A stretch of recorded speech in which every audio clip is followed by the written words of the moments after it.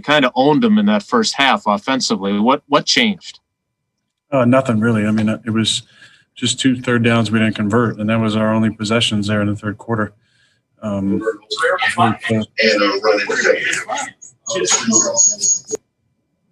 Thank you.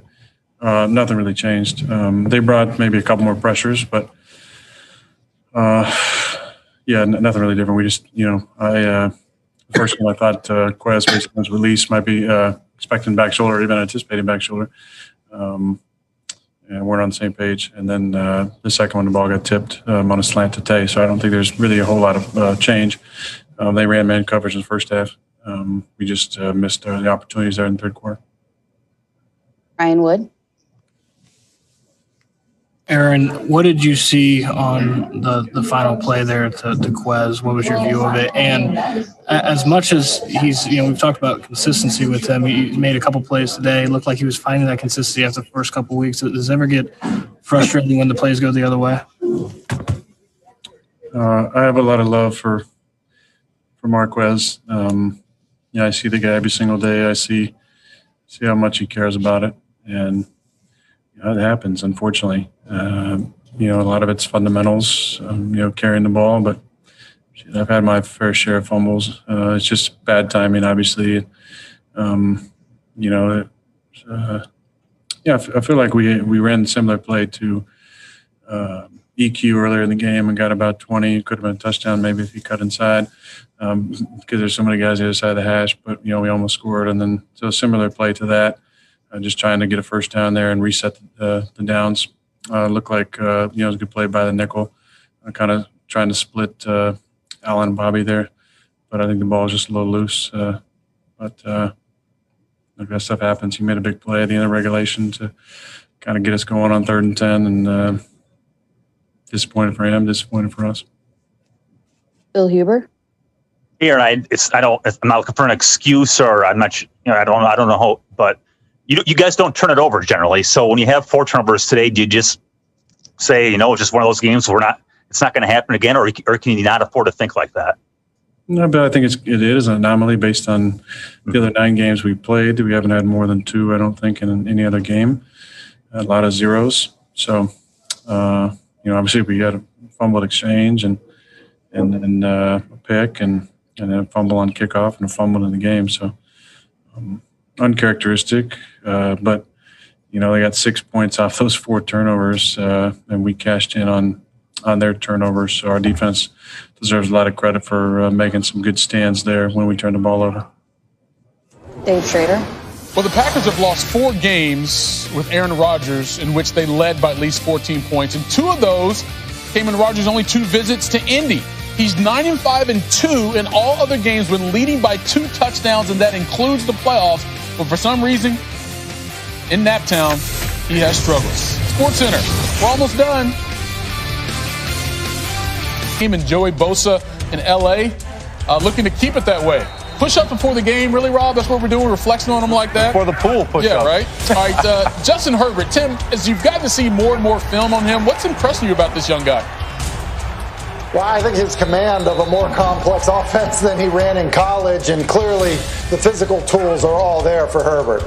Had a touchdown pass to Mike Williams, then finds Keenan Allen here on 3rd and goal. And just like that, the Chargers out to a big lead, 31-13. Now, here come the Jets. That's a little bit of a joke. Joe Flacco, Chris Herndon, cuts the lead at 34-26. Again, still looking for that first win. 2 minutes to go. 4th and 9. They could get a touchdown, a 2-point conversion. Oh, is that good defense or is that pass interference?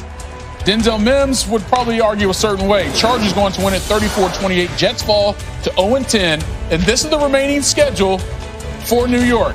Dolphins, Raiders at home, back-to-back road games in Seattle and L.A., and then Browns, Patriots. Tim, I'm going to start with you. Do you see a W on this schedule for the Jets? Listen, the chances are real good there. But look, their best shot may be January 3rd at New England, which is crazy to say. But based on what we've seen from New England and the rest of that schedule in front of them there, that might be their best shot. And it's scary to think that. And I quite honestly would not wish all of those losses stacked up against, on top of each other for any football team. It's got to be a miserable experience. All right, Rob, put you on the spot. I can tell you firsthand, I was on a 07 Miami Dolphins team. They were 1-15. Yeah, I was on that team. Right. And I can tell you, when you win that one game, it's like winning the Super Bowl because you do not want to go 0-16. The Jets do not want to go 0-16. So I pray for them that they can get a win at some point moving forward. Maybe the Browns, I don't know. I mean, look. When you're playing on Sunday, you want to win the football game, and you do not want to be on a list. It's a very short list of guys that haven't won a game in a season. You don't want to be on it, trust me. It would be interesting if it did come down to the season finale against the Patriots. Maybe the marquee game, at least the way it finished for sure, the early afternoon games, the Titans taking on the Ravens. A little before the game, Malcolm Butler chirping at the other sideline. Of course, his first meeting since that divisional playoff game last year when the Titans upset the Ravens, and Mike Vrabel, was he dismissive to Harbaugh there? All right, let's see how that plays out. Here comes Ryan Tannehill to Jonnu Smith.